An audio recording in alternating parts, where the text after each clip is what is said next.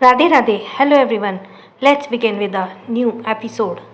तंश गुस्से के सामने अधमरी हालत में पड़े संजय को देख रहा था, जिसे उसने बहुत टॉर्चर किया था। तंश के होठों के बीच सिगरेट दबी थी। उसके पतले और गुलाबी होठ बहुत ही आकर्षक लग रहे थे, जिन्हें देखकर संजय की नज़र उस पर थम गई और ये तंश को पसंद नहीं आया। वो नज़र सिकुड़कर उसे देखता है। तंश अपने हाथ में पड़े खंजर को उसकी तरफ गुस्से से फेंकता है। वो खंजर उड़ते हुए संजय के 3 उंगलियों पर लगा और 3 उंगलियों को उसके हाथ से अलग कर दिया। संजय तड़पते हुए चीखा। ये चीख किसी के भी दिल को दहला दे, पर तश डेविल स्माइल कर रहा था। वो उठकर संजय के पास गया और किसी साइको की तरह उसकी कटी हुई उंगलियों को देखकर एग्रेसिव होकर बोला, मैं तुम्हें धीरे धीरे तड़पाऊंगा। एक बार में मारने में तुम्हें आसान मौत नहीं देना चाहता। इश्क की हद कैसे पार करते हैं ये अब मैं तुम्हें बताऊंगा। संजय पहले डरा रहा था, मगर अचानक ही हंसते हुए बोला, तंश वर्धन जिंदल। आह! तंश अपने पुराने लुक यानी तंश वाले लुक में था, इसलिए संजय ने उसे तंश कहा। कुछ देर हंसने के बाद आके बोला, तुम किसी बेबी के लिए मुझे टॉर्चर कर रहे हो। तुम्हें पता है वो धोखेबाज है। उसने मेरे दोस्त के बेटे जैकी के साथ रंग रंगलियाँ मनाई। मेरे सामने वो किस कर रहे थे। दोनों तो शादी भी करने वाले थे। तो क्या तुम ऐसी लड़की को अभी भी बीवी मानोगे जिसके जिस्म को किसी और ने छुआ, जिसके आह! तंश उसकी बात पूरी होने से पहले ही एक मुक्का उसे मार देता है। उसके सिर पर खून सवार हो गया था। उसने गुस्से से संजय को सभी नाखूनों को उखाड़ दिया और उसके घाव में नमक के साथ लाल मिर्च डालकर उसे दर्द दिया, तब तक जब तक उसका मन नहीं भरा। जब संजय बेहोश हो गया तो तंश विश्वास को गुस्से में घूरते हुए एक्सप्रेशनलेस भाव में बोला, torture him so much that he falls in love with death, but he doesn't even get death. इसे इतना टॉर्चर करो कि इसे मौत से प्यार हो जाए, लेकिन इसे मौत भी नसीब ना हो। कहते ही वह गुस्से से वहाँ से चला गया। उसके जाते ही विश्वास अपने आदमियों को काम पर लगा देता है। तंश अपने रूम में पहुँचते ही सख्त भाव में अमायरा को देखता है, जो स्लीपिंग ब्यूटी की तरह लेटी थी। वो बहुत खूबसूरत लग रही थी। उसने अभी भी शादी का जोड़ा ज्वेलरी पहना था, जिस कारण उसकी गोरी स्किन रेड थी। तंश के चेहरे को कपड़ों पर खून लगा था, इसलिए वो डरावना लग रहा था। तंश मुड़ा और वॉशरूम में जाते हुए अपने शर्ट के बटन खोलने लगा। उसने शर्ट को गुस्से से फेंक दिया और शॉवर ऑन करके उसके नीचे खड़ा हो गया। ठंडा पानी उसके सिर से होते हुए चेहरे और फिर उसके गठीले शरीर को भिगो रहा था। पानी की बूंदें तंश की बॉडी पर चमक रही थी, जिस कारण वो अट्रैक्टिव लग रहा था। कुछ देर शॉवर लेने के बाद वो कमर पर टॉवल लपेटकर बाहर आ गया। तंश दूसरे टॉवल से बाल पोंछते हुए टॉवल को फेंक देता है, फिर अमायरा के पास जाकर उसके पीले पड़े चेहरे को देखने लगा। तंश काफ़ी देर तक उसे देखने के बाद अमायरा की ईयररिंग और बाकी ज्वेलरी निकाल देता है। फिर वो अमायरा को थोड़ा उठाकर उसे ब्लाउज़ की डोरी खोलने लगा। तंश गहरी सांस छोड़ते हुए खुद को कंट्रोल करता है। उसने ब्लाउज़ उतारकर उसके कंधे पर पीठ को देखा तो उसका चेहरा डार्क हो गया। अमायरा के शरीर पे कई निशान थे, जैसे सिगरेट के, चाबुक के और भी कई निशान थे। तंश गुस्से से आंखें बंद करके उस निशान पर हल्के से किस करता है। उसकी छुअन को अमायरा महसूस कर रही थी, पर वो मिनी के साथ जो हुआ उस कारण वो अपने पिछले जन्म की यादों में चली गई थी। अमायरा की पलकें फड़फड़ा रही थी, चेहरे पे पसीना था। उसकी आंखों के सामने वही सीन चल रहा था जब वो घायल होकर जंगल में अंदर पड़ी थी और विश जी उसके पेट पर किक करके हंसते हुए बोल रही थी, ये बच्चा भी इस दुनिया में नहीं रहेगा, इस बच्चे को भी मरना होगा। बारी बारी से सभी बेजान हो चुकी अमायरा के पेट पर किक करते हैं, जिस कारण उसका मिसकैरेज हो गया। अमायरा उनसे बच्चे को ना मारने के लिए भीख मांग रही थी, पर कोई फ़ायदा नहीं था। वो जलती हुई स्माइली को देखकर रोने और पछताने के सिवा कुछ नहीं कर पाई। फिर दूसरा सीन चलने लगा कि आलिया ने मिनी को परेशान करके उसके प्रेगनेंसी के बारे में हर किसी को बता दिया, जिस कारण डिप्रेशन में आकर मिनी ने सुसाइड कर लिया। इस जन्म में भी उसका मिसकैरेज अमायरा को गिल्ट में डाल रहा था। सारे सीन एक साथ उसके दिमाग में चलने लगे। अमायरा को अंतर्मन उसे दोष दे रहा था। अमायरा इन सब चीज़ों को एक साथ संभाल नहीं पाई, इसलिए उसकी आंखें खुल गई। वो घबराने लगी। आंखें खुलते वो आसपास अजीब नज़ारे को देखने लगी। वो एकटक झुकने से तंश से दूर हो गई और वो तंश उसके गालों को छूते हुए बोला, "व्हाट हैपेंड वाइफी?" अमायरा को जैसे ही महसूस हुआ कि वो कहाँ है, वो उसकी घबराहट कम हो गई और वो एकदम से तंश के सीने से अपने सिर को छुपा लेती है। तंश को अजीब लगा, लेकिन उसने ज़्यादा नहीं सोचा और उसे कस के गले लगा लिया। नर्म स्वर में बोला, "वाइफी, क्या तुम ठीक हो?" अमायरा अपना सिर हाँ में हिला देती है, पर अभी अभी उसके दिमाग में मिनी का बच्चा चल रहा था। तंश उसे किसी सोच में डूबा देखकर अचानक सवाल करता है, "वाइफी, तुम्हें कैसे पता था कि मिनी जय के बच्चे को माँ बनने वाली है?" मिनी जय के बच्चे की माँ बनने वाली है, जबकि ये बात जय को भी नहीं पता था। हमारा इस सवाल के लिए तैयार नहीं थी, इसलिए चौंक गई। वो कस के तंश के टॉवल को पकड़ लेती है और अपने होठों को कस के दबा लेती है। तंश ने महसूस किया हमारा कंफर्टेबल नहीं है, तो वो सवाल के बदलते हुए सर्द आवाज़ में बोला, "मुझे नहीं पता, तुम इतनी बुरी तरह से मेरे साथ वो सब करना चाहती हो?" हमारा चौंकते हुए उसे देखने लगी तो तंश एक्सप्रेशनलेस भाव से उसे नीचे की तरफ इशारा करता है। हमारा जैसे नीचे देखती है, उसका चेहरा शर्म से लाल हो जाता है। वो जल्दी से तंश के टॉवल से अपनी पकड़ छोड़ते हुए बोली, वो मैंने जानबूझकर नहीं किया।" तंश उसे छेड़ते हुए सीरियस टोन में बोला, "मुझे कैसे पता कि तुमने जानबूझ के किया है? नहीं, क्योंकि तुम पूरा जोर लगाकर मेरे टॉवल को खींच रही थी। आखिर इरादे क्या हैं तुम्हारे?" हमारा शर्म से पानी पानी हो रही थी। उसका ध्यान भी बच्चे से हट चुका था। वो गुस्से में तंश को देखते बोली, "क्या बोले जा रहे हो? तुम्हें बिल्कुल भी शर्म नहीं है?" तंश आईब्रो ऊपर करके उसके बेहद करीब जाकर उसके होठों को अपने होठों में बीच फंसाकर बोला, "शर्माने की ज़रूरत नहीं है वाइफी, सब तुम्हारा ही है। अगर तुम ये चाहती हो तो मैं तुम्हें कैसे रोक सकता हूँ?" कहते ही वो अमायरा के हाथ को पकड़कर जबरदस्ती अपने टॉवल को निकालकर फेंक देता है।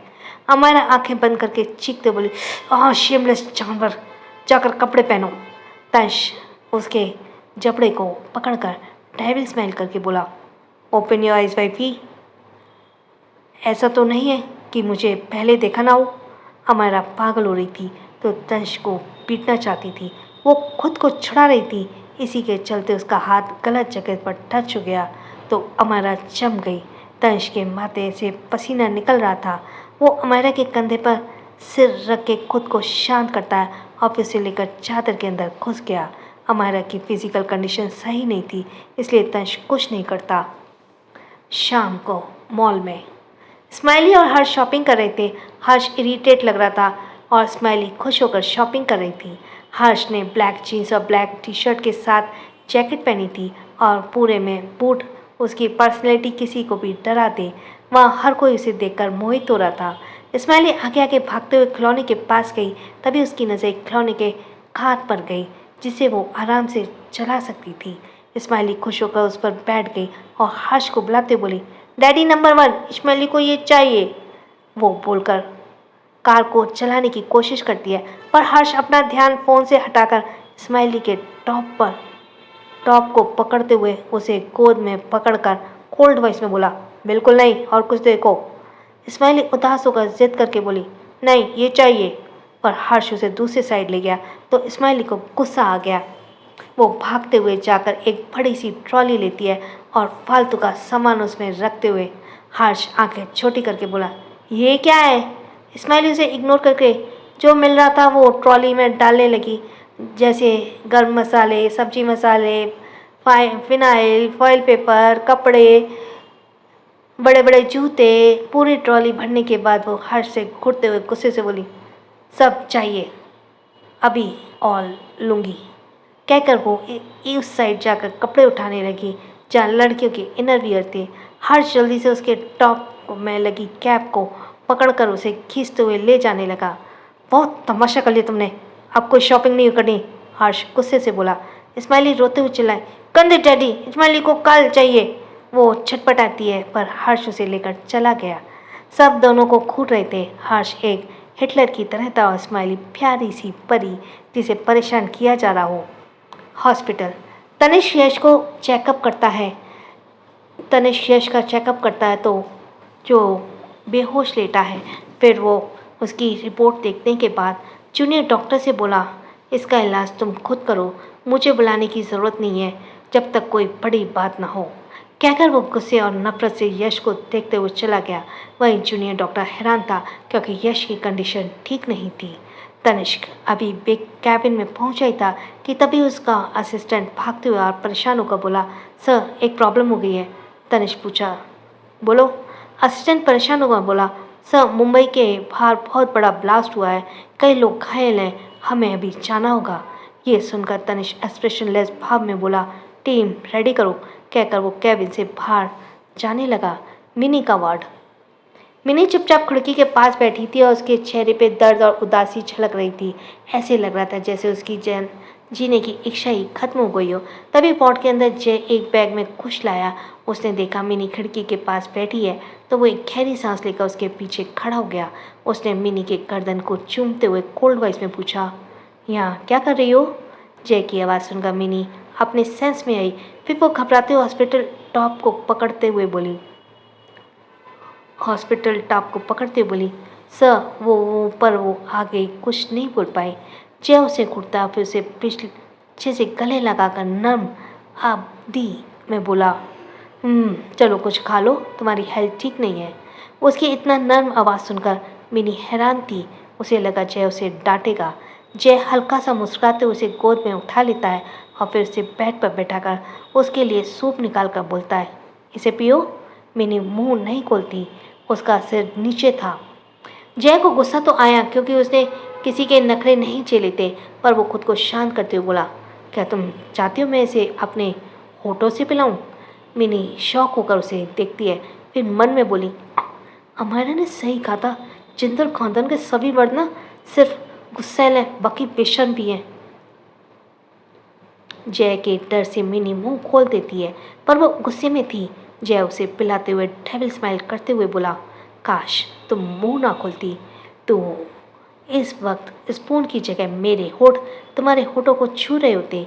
कहकर वो अपने होठों पर जीभ फेरता है। मिनी तो खांसने लगती है। वो कुछ बोल ही नहीं पा रही थी, वो बस जय को पीटना चाहती थी। तंश का विला। तंश स्टडी रूम में कुछ इम्पोर्टेंट मीटिंग करके फाइल्स पढ़ रहा था। वही अमायरा उठ चुकी थी। उठते ही उसे अपने सिर में दर्द हुआ। वो सिर पकड़ते हुए घबराने लगी। आह सिर। फिर उसने आसपास देखा तो वो रूम में अकेली थी। अमायरा खुद को देखती है तो उसने तंश का शर्ट पहना था। वो गहरी सांस लेकर तंश की हरकत याद करके शर्मा गई। तभी उसे याद आया तो वह खुद से अपना फ़ोन उठाकर किसी को कॉल करते बोली, आलिया कहाँ है? दूसरी तरफ से केवल जवाब देता है, हॉस्पिटल में उसका इलाज चल रहा है। ये सुनकर आलिया डेविल स्माइल करके बोली, ग्रेट, एक काम करो, उसे किसी भी तरह पागल करके मेंटल हॉस्पिटल भेज दो, पर याद रहे उसका वहाँ पर अच्छे से ध्यान रखा जाए। इतना कहकर वो तुरंत कॉल कट करके बेड से उतर गई और वॉशरूम में चली गई। कुछ देर बाद जो वो नीचे आई तो उसने मिडी पहनी थी जिसमें वो प्यारी लग रही थी। वो अभी सीढ़ियों से उतरी ही थी कि तभी उसे रोने की आवाज़ सुनाई दी। अमायरा हैरानी से बोली, ये तो इस्माइली की आवाज़ है। वो जल्दी से बाहर की तरफ जाने लगी तो इस्माइली भागते हुए आकर अमायरा के पैरों में लिपट कर बोली, कूल मम्मा, इस्माइली को काल चाहिए। अमायरा जल्दी से उसे गोद में उठाकर बोली, क्या हुआ, क्यों रो रही हो? इस्माइली गला फाड़ कर रोते बोली, डैडी ने छलचे निकाल दिया और डैडी ने इस्माइली के नाम गलत किया था, वो भी नहीं दिए और लोका भी नहीं। अमायरा हैरानी से उसे देख रही थी। तभी दरवाजे के पास खड़े हर्ष ने देखकर इस्माइली रोना भूल गई, जो गुस्से में खड़ा था और उसके हाथ में इस्माइली का छोटा सा ट्रॉली बैग था। अमायरा हर्ष को देखकर ताना मारते बोली, मेरी इस्माइली को सब कितना परेशान करते हैं, चलो मैं कल ही इसे अडॉप्ट कर लूँगी, फिर तुम हमेशा मेरे पास रहोगी। इस्माइली चुप होकर बोली, ओह पर डैडी चे 5 इस्माइली की प्रॉपर्टी है, फिर वो नहीं मिलेगी। तंश भी नीचे आ चुका था। हर्ष उसे गुस्से से देखकर बोला, तुम्हारी बीवी मेरी बेटी को अपनी तरह बना रही है, उसे संभाल लो। तंश उसे घूरने लगा। अमायरा और इस्माइली सोफे पे बैठी हुई थी और वे दोनों फ़ोन में कुछ कर रही थी जिसकी खबर तंश और हर्ष को नहीं थी। दोनों चोरी नज़रों से हर्ष और तंश को देखती हैं, फिर अमायरा के कुछ इशारा करती हैं। तंश हर्ष को देखते हुए गंभीर आवाज़ में बोला, क्या कोई प्रॉब्लम है? तंश ने ऐसा सवाल किया था क्योंकि हर्ष थोड़ा परेशान नजर आ रहा था। हर्ष एक नज़र अमायरा को और स्माइली को देखता है और फिर दोनों जाकर सोफे पे बैठ जाते हैं। हर्ष सीरियस आवाज़ में बोला, संजय कहाँ है? संजय के बारे में सुनकर तंश की आंखें छोटी हो गई और उसकी आंखों से गुस्सा नजर आने लगा। वह कोल्ड वॉइस में बोला, आप उसके बारे में क्यों सवाल कर रहे हैं? हर्ष फिर से सीरियस होकर सवाल करता है, पहले मुझे ये बताओ संजय कहाँ है और तुमने उसके साथ क्या किया? तंश बताते ही तैयार नहीं था। तंश वहाँ से उठाते हुए एक्सप्रेशनलेस भाव में बोला, अब आप जा सकते हैं। हर्ष जल्दी से उसके हाथ को पकड़ लेता है। उसने इस बार हल्का गुस्से से कहा, क्या तुम्हें पता है संजय उस आदमी तक हमें पहुंचा सकता है जिसने तुम्हें मारने की कोशिश की? तंश मुंह बनाकर बोला, मुझे कुछ भी नहीं जानना है। मगर हर्ष भी इतनी आसानी से हार मानने वाला नहीं था। वह उसके सामने खड़े होकर दमदार आवाज़ में बोला, तंश ये मेरा ऑर्डर है, मुझे संजय से मिलना है। अगर तुम्हें इस मिस्टीरियस इंसान तक नहीं पहुंचना तो मैं इससे कुछ नहीं कर सकता, पर मुझे उस इंसान के बारे में सब कुछ जानना है। केवल संजय ही है जो उस इंसान तक हमें पहुंचा सकता है। तंश डेविल स्माइल करके जवाब देता है, बिग ब्रदर आपको लगता है संजय कुछ भी बताएगा? हर्ष कुछ याद करता है और पर जल्दी से अपना ख्याल को झटकते हुए सपाट लहजे में बोला, तुम एक बार मुझे उससे मिलाओ, बाकी मैं देख लूँगा। वहीं अमायरा और स्माइली फ़ोन में कुछ करने के बाद जल्दी से खड़ी हो गई। उसने एकदम से खड़े होने के कारण हर्ष और तंश का ध्यान अंदर चला गया तो दोनों हड़बड़ा गई। ऐसे लग रहा था जैसे उन्होंने कुछ गड़बड़ की हो। तंश अपने आईब्रो ऊपर करके लेता है तो अमायरा अपनी घबराहट छुपाकर मुस्कुराते बोली, मैं स्माइली के साथ रूम में सोने जा रही हूँ। तंश शक भरी नज़रों से बोला, अभी? अमायरा मुंह बनाकर बोली, तो क्या हुआ, सोने का टाइम थोड़ी ना होता है। जब नींद आए तो इंसान को सो जाना चाहिए, वरना इंसान जल्दी बूढ़ा होगा। इतना कहकर वो स्माइली को गोद में लेती और दोनों वहाँ से भाग जाते हैं। हर्ष और तंश दोनों को एक कुछ तो शक था, पर दोनों ने इग्नोर करते हुए आपस में फिर से लड़ने लगे। वहीं अमायरा और स्माइली जल्दी से रूम में पहुँचती है और उन्होंने दरवाजे को हल्का सा बंद किया और खिड़की के पास आ गई। दोनों बाहर की तरफ झांक रही कर देखती हैं। उसे वक्त उन्हें कोई भी नज़र नहीं आया तो स्माइली बेसब्री होकर बोली, कूल मम्मा वह कब आएगा? हमारा बाहर से की तरफ झांकते बोली, शायद आ ही रहा होगा। ऐसे ही 10 मिनट भी हो जाते हैं। तभी उन्हें खिड़की के नीचे कोई नज़र आया तो दोनों खुश होकर एक दूसरे की तरफ देखते हैं। फिर दरवाजे की तरफ कहीं कोई आ तो नहीं रहा। उन्होंने नीचे खड़े इंसान को देखकर ऊपर आने का इशारा किया तो नीचे खड़ा इंसान जो कि एक डिलीवरी बॉय था वह घबरा गया। वह मना करना चाहता था मगर अमायरा उसे गुस्से से देखती है और दोबारा ऊपर की तरफ को हो जाती है तो वह डिलीवरी बॉय अपने हाथ में पकड़े सामान को थोड़ा संभालते हुए पकड़ लेता है और पाइप के सारे ऊपर की तरफ आ जाता है। खिड़की के पास पहुंचते उसने अमायरा को सामान दिला दिया और डरते बोला, मैडम अगर अगली बार से मंगाना हो तो प्लीज़ सामने के दरवाजे से बुलाइए। वह थोड़ा डरा हुआ था। अमायरा उसके हाथ से सामान लेकर उसे डराते बोली, अब जल्दी से जाओ वरना अभी शोर मचा कर सबको बुला दूंगी।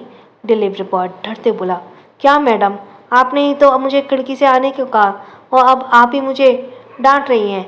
अगली बार से मैं बिल्कुल नहीं आऊँगा, चाहे आप 10 गुने क्यों ना ज़्यादा पेमेंट कर दें। इतना कहकर वह जल्दी से भाग जाता है। अमायरा खिड़की बंद कर देती है। स्माइली और अमायरा बेड पर बैठी हुई थी। दोनों जल्दी से उस पैकेट को खोलती हैं तो उसमें कोल्ड ड्रिंक्स, पिज़्ज़ा, बर्गर रखा हुआ था। दोनों मज़े से अपने हाथ ऊपर करती हैं और खाना शुरू कर देती हैं मगर तभी उन्हें किसी के पैरों की आवाज़ सुनाई देती है तो दोनों घबराते हुए एक दूसरे को देखती हैं। स्माइली डरते बोली, कूल मम्मा अगर डैडी नंबर 4 या डैडी नंबर 1 ने देख लिया ना तो बहुत डांट पड़ेगी, अब क्या करें? हमारा भी हल्का सा घबरा जाती है क्योंकि तंश ने उसे कुछ भी उल्टा सीधा खाने से मना किया था। दोनों ने ही हाथ में चीज़ लग रहा था। हमारा टिश्यू पेपर से जल्दी से स्माइली के हाथ को साफ कर दिया। फिर उसने अपने भी सामान को बटोर कर जल्दी से उसने कहा, स्माइली इन्हें कहीं छुपाएं। वह दोनों ही पूरे रूम में इधर उधर घूमने लगी। जब उन्हें पैरों की आवाज़ और भी ज़्यादा सुनाई देने लगी तो हड़बड़ाते हुए दोनों ही सारा सामान लेकर बैठकर नीचे घुसा देती हैं। बेड के एकदम कोने में जाकर बैठ गई। दोनों ने एक दूसरे को देखा और फिर दरवाजे की तरफ देखा जो आप खुल चुका था। तभी उन्हें एक पैर नजर आए। दोनों अपने शूज़ को धूप को घटक लेती हैं। तंश रूम में अंदर आता, उसके चेहरे पे कोई भी भाव नहीं थे। उसने आसपास अपनी खाली गहरी नज़रों से देखा तो पूरा रूम खाली था। ये देखकर उसने आईब्रो ऊपर करके पुकारा, Smiley wifey where are you. वो अंदर आसपास देखता है, फिर वॉशरूम में चेक करता है मगर कोई नहीं था। अब उसकी आईब्रो आपस में सिकुड़ गई थी। तभी उसकी नज़र बेड पर गई।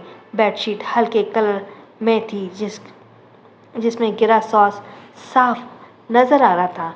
उसे देखकर तंश उसने अपनी मुट्ठी बंद करते हुए गुस्से से बोला, मना किया था यह सब खाने को और यह सब कहाँ से आया?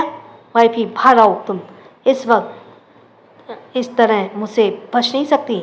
यह कहते हुए वह आसपास देखता है मगर दोनों में से कोई नहीं मिला। फिर वह चेंजिंग रूम में चेक करता है। उसके बाद वह कपबोर्ड में चेक करता है क्योंकि अमायरा का कोई भरोसा नहीं था, वह कहीं भी छुप सकती थी। तंश गुस्से में आ चुका था। वह बाहर निकलता है तो उसे विश्वास दिखा।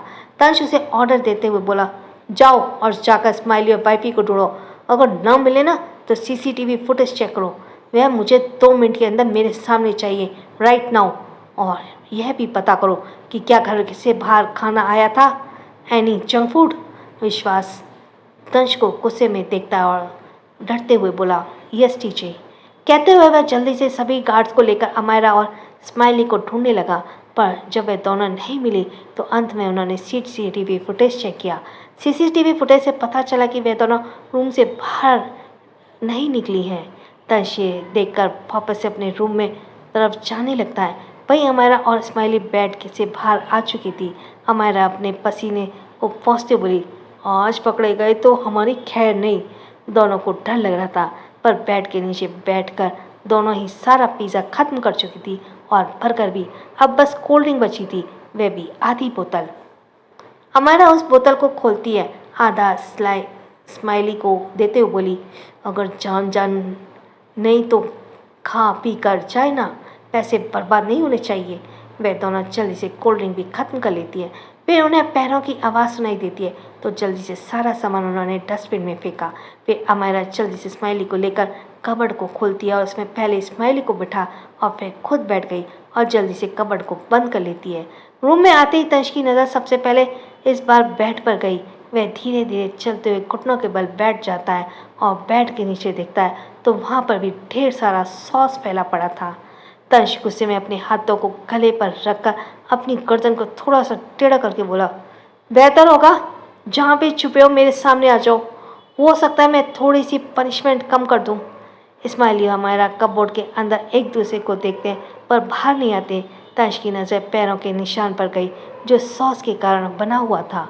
वह निशान कपबोर्ड की तरफ गई जो देखकर उसके चेहरे पर डेविल स्माइल आ गई। वह अपने कदम धीरे धीरे पीछे लेते हुए और रूम से बाहर चला गया और दरवाज़ा बंद कर दिया। दरवाज़ा बंद करते वक्त उसने डेविल स्माइल और भी ज़्यादा गहरी हो गई। अमायरा और स्माइली को जब लगा तंश चला गया तो वह जल्दी से कबर्ड खोलकर बाहर निकली। उन्होंने जैसे ही सामने देखा तो चौंक गई। सामने तंश हाथ बांधकर खतरनाक तरीके से दोनों को देख रहा था। अमायरा और स्माइली के माथे से पसीना निकलने लगा। कुछ देर के बाद हॉल में चेहरा नीचे खड़े थे और तंश किसी राजा की तरह सोफे पर उनके सामने बैठा गुस्से में दोनों को देख रहा था। हर्ष भी बैठा था, वह तमाशा देखने के लिए बैठा था। उसके चेहरे पर डेविल स्माइल थी। वहीं दूसरी तरफ एक एम्बुलेंस हॉस्पिटल से बाहर आकर रुकी। एम्बुलेंस का दरवाज़ा खुला। तंश एक्सप्रेशनलेस भाव से बाहर निकल गया। वार्ड बॉय स्ट्रेचर लेकर खड़े थे।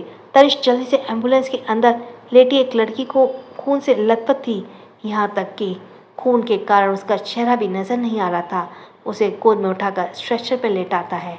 उस लड़की के बाल काले और लंबे थे। उसकी स्किन काफ़ी ज़्यादा सॉफ्ट थी। गलती से तनिष्क की उंगली उस लड़की के होठ से टच हो गया तो तनिष्क को एक करंट सा लगा, जिस कारण वह अपनी जगह जम गया।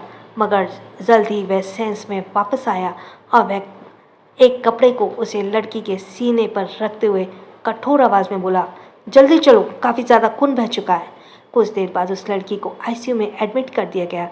तनिष्क अपनी पूरी टीम के साथ उसका ऑपरेशन कर रहा था।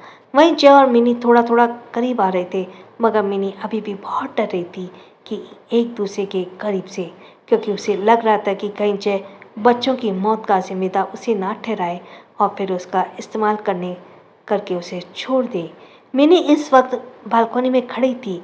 उसने बहुत ही पतली सी मिडी पहनी हुई थी, जिसमें उसका परफेक्ट और अट्रैक्टिव फिगर साफ नजर आ रहा था।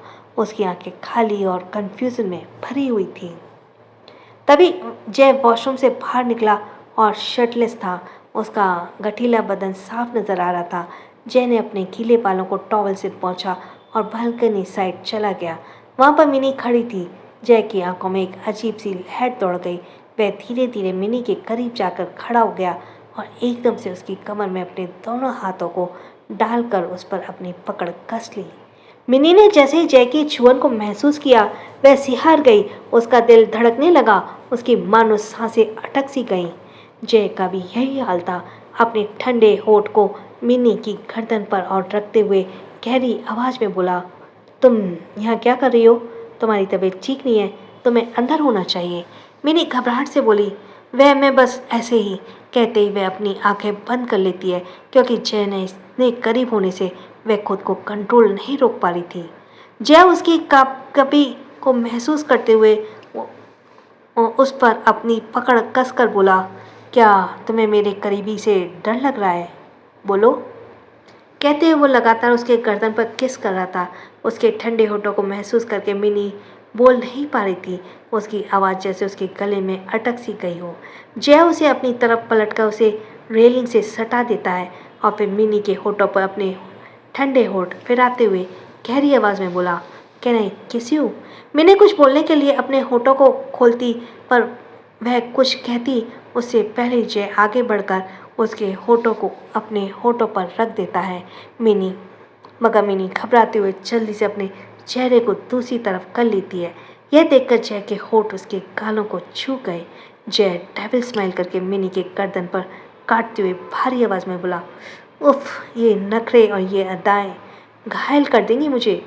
तुम चाहो जो कर लो, एक दिन तुम खुद मुझे वो सब करने के लिए फोर्स करोगी। जय जानबूझकर ये बोल रहा था। बेचारी मिनी इतनी भोली थी कि वो शर्माने के सिवा कुछ नहीं कर पाई। जय की नज़र मिनी को लेकर अच्छी नहीं थी। वो बार बार मिनी के गर्दन को होते हुए नीचे की तरफ देख रहा था। जेल में कियाची बहुत गुस्से में थी। वह इस वक्त उससे मिलने जेल में कोई आया था। उससे बात करने के बाद वह डेविल स्माइल करने लगी। किया खतरनाक तरीके से बोली, अब मज़ा आएगा। मैं उस छोटी बच्ची स्माइली पर वार करूँगी, तब सबकी जान निकल जाएगी। उसके किंडरगार्टन में किसी अपने को भेजो जो उस बच्ची को मेंटली तक टॉर्चर करे कि स्माइली पागल हो जाए और खुद की जान ले ले।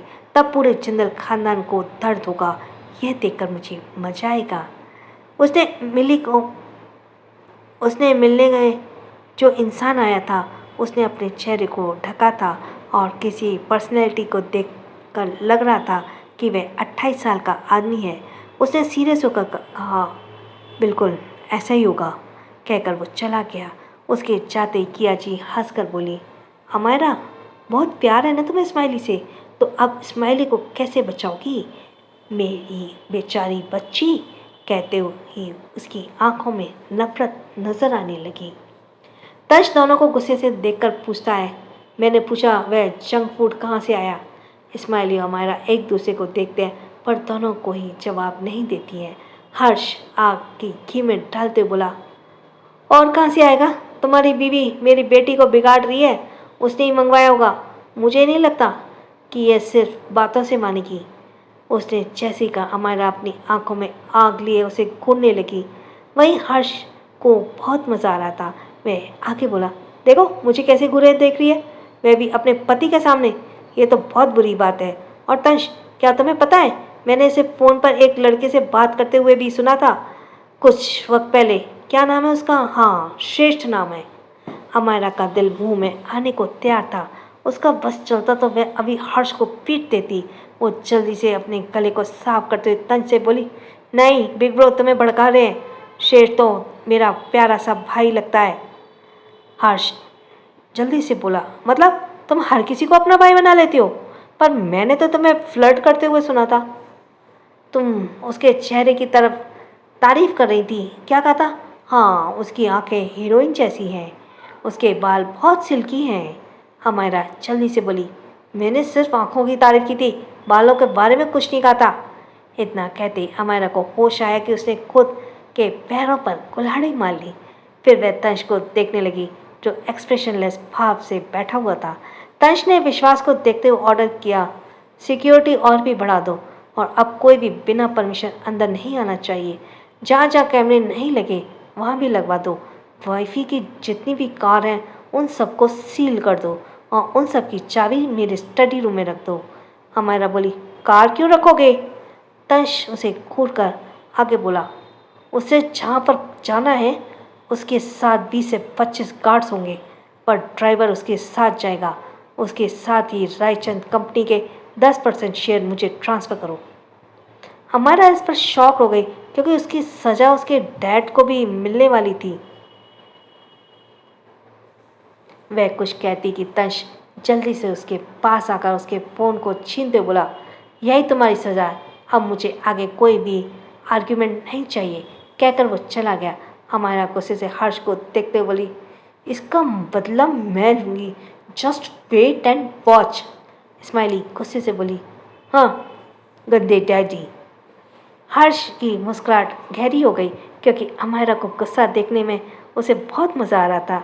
रात के 11 बजे जब तंश रूम में आया तो उसकी आईब्रो पर हो गई क्योंकि अमायरा इस्माइली पूरे बेड पर घेरे हुए लेटी थी।